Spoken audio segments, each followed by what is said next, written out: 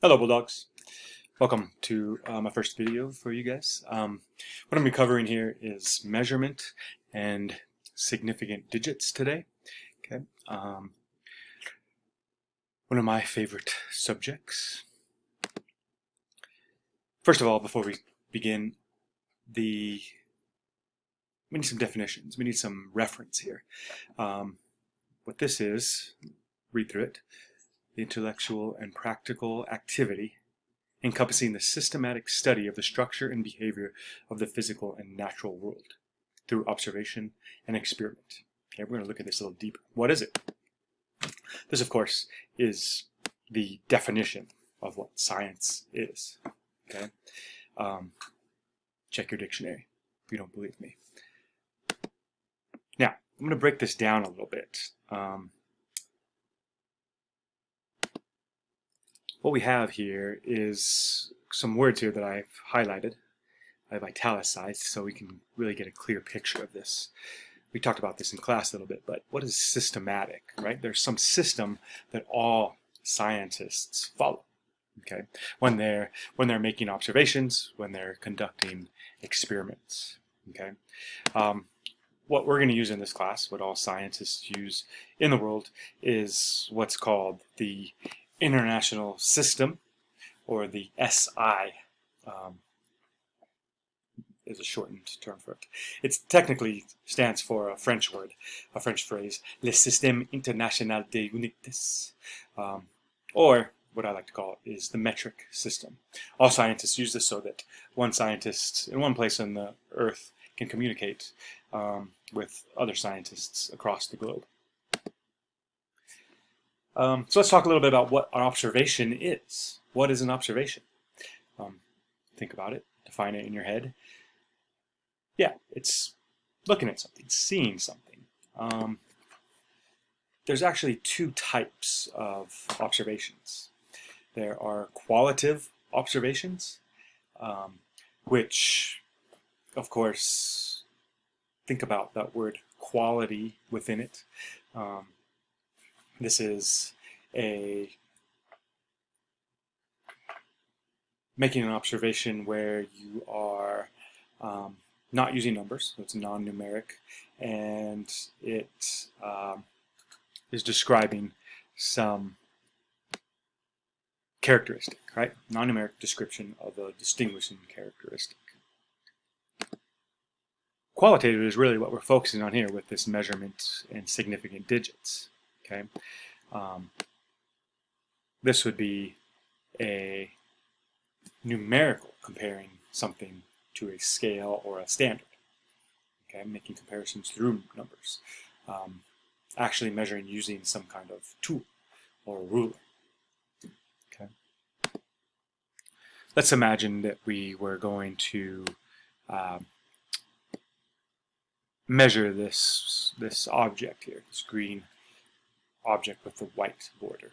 How would we go about doing that, right? We need some kind of tool.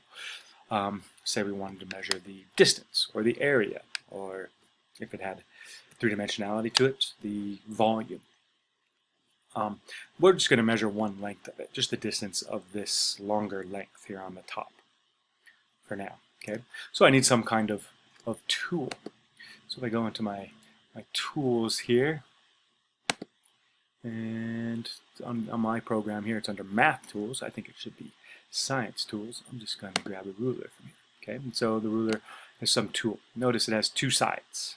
Okay, let's imagine we were going to measure this using this ruler here. We'd have to think about a couple things here, right? We'd have to line up this 0 mark exactly on the edge, right? Or if you wanted to go from side, you'd have to be consistent in your measurement. Then we're going to measure this side down here. Excuse me. Okay, so when you're taking a measurement, it really comes down to, right, every measurement that you take is going to have some degree of uncertainty. Okay, there's going to be some unknown about it. As a scientist, it's your job to estimate to the best of your ability. Okay, and then some kind of uncertainty. As a scientist, you have to trust that other scientists are going to do exactly the same. Okay? And what it comes down to is really that it's all about the tool that is being used.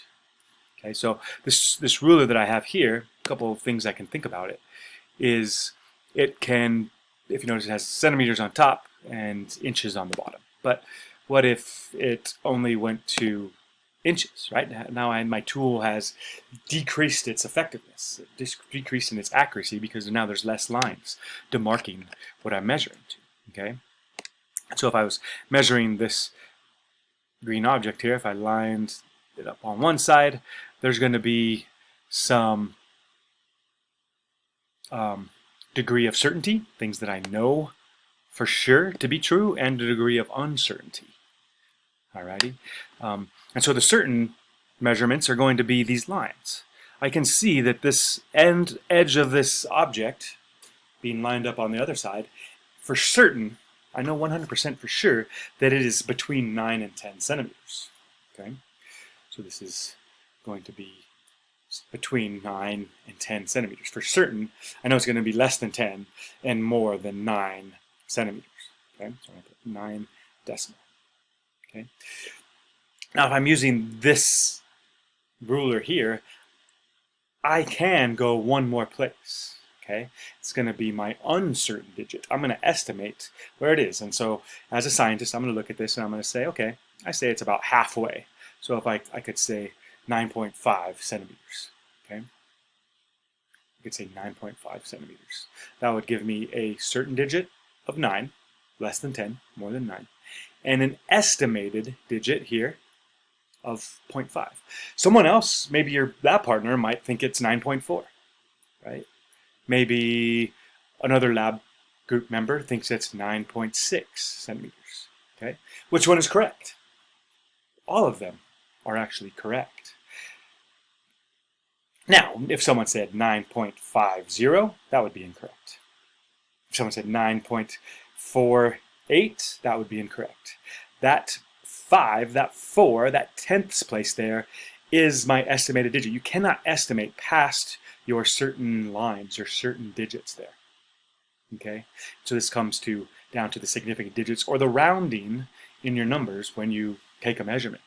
Is another way to think about this. You cannot round to the hundredths place or the thousandths place. Because of this tool, right, you have to go to that tenths place.